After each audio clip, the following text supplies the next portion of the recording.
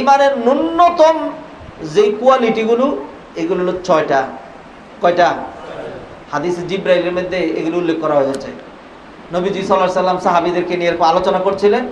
জিবরিল আমিন মানুষের বেশে আসলেন, আয়েশা নবীজির সামনে বসে গেলেন। আর ঘটনা বলবো না, বাকিটা প্রশ্ন করলেন যে আখবিরনি মাল ঈমান, ঈমান কাকে বলে বলেন। নবীজি বললেন আল ঈমান আন তুমিনা বিল্লাহ, আমার দিকে তাকান, ওয়া মালাইকাতিহি ওয়া কুতুবিহি ওয়া রুসুলিহি ওয়াল ইয়াউমিল আখিরি ওয়াল কাদারি খাইরিহি ওয়া শাররিহি মিনাল্লাহি তাআলা। এই 6টা নবীজি উল্লেখ করলেন। এই 6টা জিনিস যদি কারো থাকে তাহলে তার কি আছে? ঈমান আছে। আর এই 6টার থেকে কোনো একটা যদি বাদ যায়, অর্ধেক যদি বাদ যায়, অঙ্কের রেজাল্ট হবে 10, লেখছেন 9.5 নাম্বার, কি পাবেন? মাত্র মাস্টার এই অঙ্কে যদি 10 নাম্বার হয় তাহলে আপনার মাত্র 6 দিবে।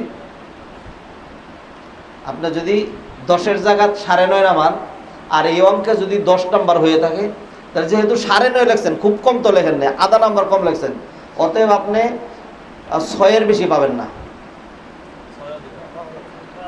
হ্যাঁ, 3 দিবে। তাহলে কত? ওই যে 0 বলতেছে, কত? আচ্ছা, আরেকজনকে রচনা লিখতে বলা হয়েছে, এসে লেখো। কি লিখবা? এসে। এই রচনা লেখো। একজনে লিখছে 10 পৃষ্ঠা, আরেকজনে 7 পৃষ্ঠা, আরেকজনে 3 পৃষ্ঠা। যে 3 পৃষ্ঠা লিখছে ও 0 পাবে, একটু হইলেও পাবে। আর যে নাকি 9 পৃষ্ঠা লিখছে সেও কিন্তু 10 পাবে না, 1 নাম্বার হইলেও কম তাকে দেবে। ঠিক আছে না? আমলের দিক থেকে যদি কম বেশি হয়, আমলের দিক থেকে যদি কি হয়? কম বেশি হয়, তাইলে কম সওয়াব পাবে, বেশি সওয়াব পাবে। ঠিক আছে না?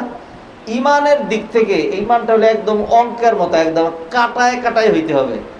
যদি একটু কম হয় তাহলে একদম 0, একদম। কোনো মানুষ আল্লাহ বিশ্বাস করে, রসুল বিশ্বাস করে, কিতাব বিশ্বাস করে, সব সর্বশেষ ভাগ্য আমি বিশ্বাস করি না, মুসলমান হইতে পারবে? গায়েব বিশ্বাস করে না, মুসলমান হইতে পারবে? কোরআন বিশ্বাস করে না, মুসলমান হইতে পারবে? পারবে না। তো দেখেন, দুনিয়ার অধিকাংশ মানুষ, অন্যান্য মানুষের কথা বাদ দিলাম, মুমিন মুসলমান যারা নামদার দাবিদার, এরাও এই 6টা পয়েন্ট তাদের মাঝখানে নাই। নাই আল্লাহর ব্যাপারে এই যে বিশ্বাস নাই। আল্লাহকে হিন্দুরা উপরওয়ালা বলে। কি বলে? উপরওয়ালা বলে। ভগবান, ভগবান বলে হিন্দুরা। একে আল্লাহকে বোঝায়। কয় দুর্গা কালী যেগুলি, কই আমরা এইগুলির পূজা করি না। এগুলো একদম বাস্তব কথাই। তো এইগুলো হলো আল্লাহর বিভিন্ন নামের একটা স্বরূপ, এইটাকে উসিলা বানাইছি আমরা। ঠিক আছে? একদম আল্লাহকে অস্বীকার করে না। জাহিলি যুগের মুশরিক যারা ছিল তাদেরই তো এরা অধস্তন বংশধর, ঠিক না? জাহিলি যুগের মুশরিকরা আল্লাহর অস্বীকার করতো না। বিপদে পড়লে কারে ডাকতো? আল্লাহকে ডাকতো।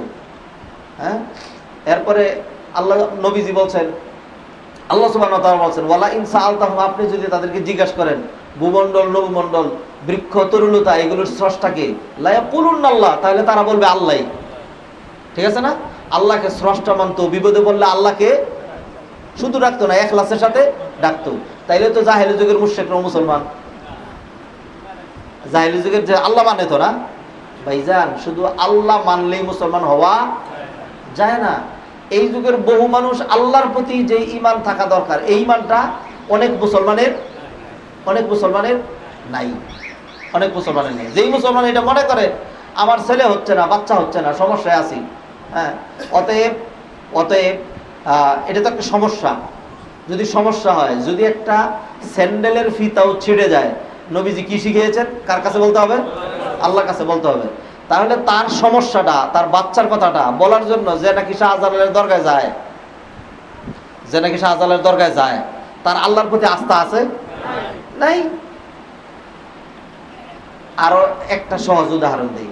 এইগুলি আমি যেই কথা ধরছি, এইগুলি 4-5 ঘন্টার আলোচনা। 4-5 ঘন্টার আলোচনা এতক্ষণ করবো না। ধরেন শুধুমাত্র কিতাবের উপরে আসেন। একজন মানুষ মুমিন মুসলমান হওয়ার জন্য অন্য কিতাব বাদ দিলাম, কোরআনের প্রতি পারফেক্ট ঈমান লাগবে নাকি লাগবে না? লাগবে। তাহলে পারফেক্ট ঈমান মানে কি? আপনি মনে করলেন যে এইটা আল্লাহর কিতাব, বিশ্বাস করি। এটা ইমানও না, সাতার মাথায় কিচ্ছুই না। ইমান কাকে বলে? যদি এই কোরআনের বিসমিল্লাহর বা থেকে শুরু করে মিনাল জিন্নাতি ওয়ান নাস ওই সিন পর্যন্ত এর ভিতরে যা আছে সমস্ত বিধিবিধানগুলো, সমস্ত হুকুম আহকামগুলো, সমস্ত ফরমানগুলো যদি 100% গার নিচা করে শ্রদ্ধার সাথে যদি মেনে নিতে পারেন, তাহলে আপনার কোরআনের প্রতি ঈমান আছে। আর কোরআনের বিধান বলার পরে, কোরআনের হুকুম আহকাম বলার পরে গুকরা সাপের মতো যদি ফুস করে উঠেন, তাহলে আপনার কোরআনের প্রতি ঈমান। আমি একটা কোরআনের মাত্র একটা বিধানের কথা বলি, যে বিধানটা আমাদের দেশ উন্নত হওয়ার জন্য অত্যন্ত জরুরি, ফরজ। আমাদের দেশের প্রধানমন্ত্রী জান প্রাণ দিয়ে চেষ্টা করে যাচ্ছেন দেশটাকে সামনে এগিয়ে নিয়ে যাওয়ার জন্য। আমরাও কামনা করি দেশটা যেন অনেক সামনে এগিয়ে যায়। কোরআনের 100% বিধান কার্যকরী করা দরকার নাই, মাত্র একটা বিধান যদি রাষ্ট্রের স্বার্থে তিনি কার্যকরী করেন, রাষ্ট্র সিঙ্গাপুরের চাইতে উন্নত হয়ে যাবে। সেটা কি? ধরেন মাত্র একটা বিধান। আল্লাহ কোরআনে বলেছেন, ওয়াসসারিকু ওয়াসসারিকাতু ফাকতাউ আইদিয়াহুমা জাযাআম বিমা কাসাবা নাকালাম মিনাল্লাহ। চুরিতে কেউ যদি ধরা পড়ে, সে যে কেউ হোক না কেন, তার হাত কেটে দিতে হবে, তার হাত কেটে দিতে হবে। আমাদের দেশের লক্ষ লক্ষ কোটি কোটি টাকা চুরি হচ্ছে, হাজার হাজার কোটি টাকা চুরি হচ্ছে। প্রধানমন্ত্রী জানেন, অর্থমন্ত্রী জানেন, এমপিরা জানেন, সবাই জানে চুরির কোনো সীমা নাই। ফাইল সব ঠিকঠাক আছে, কিন্তু এর ভিতরেই চুরি, এর ভিতরেই কি কথা ঠিক কিনা? হ্যাঁ। তাহলে মনে করেন এই যে টঙ্গী থেকে নরসিংদী পর্যন্ত রাস্তার জন্য, ধরেন আমি রাষ্ট্রপ্রধান, আমি বরাদ্দ দিলাম 100 কোটি টাকা। এরপরে রাস্তা পরীক্ষা করে দেখলাম জায়গায় জায়গায় খুদে খুদে, আমি এমনভাবে পরীক্ষা করব যে এত বড় রাস্তা যেই দেশ করতে পারে, সেই দেশের এই রাস্তায় কত টাকা লাগানো হয়েছে এটা পরীক্ষা করে বের করার ব্যবস্থা নাই? আছে। যদি দেখি এখানে চুরি হয়েছে, যদি দেখি এখানে চুরি হয়েছে, তাহলে যেই কন্ট্রাক্টর 100 কোটি টাকার কন্ট্রাক্টরে নিয়েছিল, ওর হাতটা কেটে এই রাস্তার মাঝখানে ঝুলাই রাখবো। কন্ট্রাক্টরের হাত, কন্ট্রাক্টরের হাত। এইভাবে যদি 2-5টা হাত কাটা হয়, তাহলে এমপি মন্ত্রী যে কেউ আছে, যে যদি আমাদের প্রধানমন্ত্রী বলে দেয় আমি অন্য কিছু বুঝি না, দল বুঝি না, কোনো কিছু বুঝি না, রাষ্ট্রের সম্পদ যে কেউ চুরি করলে আমি তার হাত কাটবো কোরআনের বিধান অনুযায়ী, যদি এরকম করে, আপনি বলেন বাংলাদেশে কয়েক হাজার হাত কাটা লাগবে? অবশ্যই লাগবে না কয়েক হাজার হাত কাটা। কিছু 100-200 হাত কাটার পরে দেখবেন সবাই বলবে কি, যে আমরা মসজিদের ইমাম সব সবাই। কথা ঠিক না? আচ্ছা ধরেন রাষ্ট্রের উন্নয়নের জন্য আগামীকালকে আমাদের দেশ যেন উন্নত হয়, এই জন্য আগামীকালকে আমরা 5000 দিনদার লোক একটা মিছিল বের করব। আমার আওয়াজ যারা শুনতেছেন আবার মনে করেন না যে তারা মিছিলে যাচ্ছে, কথার কথা, দিস ইজ অ্যান এক্সাম্পল, উদাহরণ দিচ্ছি। কালকে যদি আমরা এরকম একটা মিছিল বের করি, প্রধানমন্ত্রীর কাছে যাই যে রাষ্ট্রের উন্নয়নের স্বার্থে আপনি রাষ্ট্রকে এগিয়ে নিয়ে যাওয়ার জন্য যেই পদক্ষেপ নিচ্ছেন, সেইটাকে সাধুবাদ জানিয়ে আমরা একটা পরামর্শ দিচ্ছি, এখন থেকে যে কেউ মন্ত্রণালয়ে হোক, শিক্ষা প্রতিষ্ঠানে হোক, রাস্তাঘাটে হোক, কন্ট্রাক্টরিতে হোক, যে কোনো জায়গায় হোক, যদি চুরিতে ধরা পড়ে তাহলে চোরের হাত কেটে দিতে হবে, চোরের হাত কেটে দিতে হবে। প্রধানমন্ত্রী যদি রাজি হয় যে ঠিক আছে এই বিধানটা কার্যকরী করব, হ্যাঁ চোরের হাত কাটবো, আমরা 5000 লোক মিছিল নিলাম চোরের হাত কাটার জন্য, কারণ এটা আল্লাহর বিধান। কার বিধান? কারণ এটা কোরআনে আছে। কোথায় আছে? কোরআনে আছে। আপনি বলেন এর উল্টা আরেকটা মিছিল বের হবে নাকি বের হবে না? ওই মিছিলে না হইলেও 1,500 লোক হইব। হ্যাঁ 20 লাখ। আপনারা এটা মনে করেন সত্যি? সত্যি? যারা যারা এর উল্টা মিছিলের মধ্যে যারা যারা যোগ দিবে, এরা হলো বাংলাদেশের হিন্দু আর খ্রিস্টানরা। কারা? তাইলে কোরআনের আইনের বিরুদ্ধে কেউ যদি মিছিল বের করে এটাকে রহিত করার জন্য, ও মুসলমান থাকে?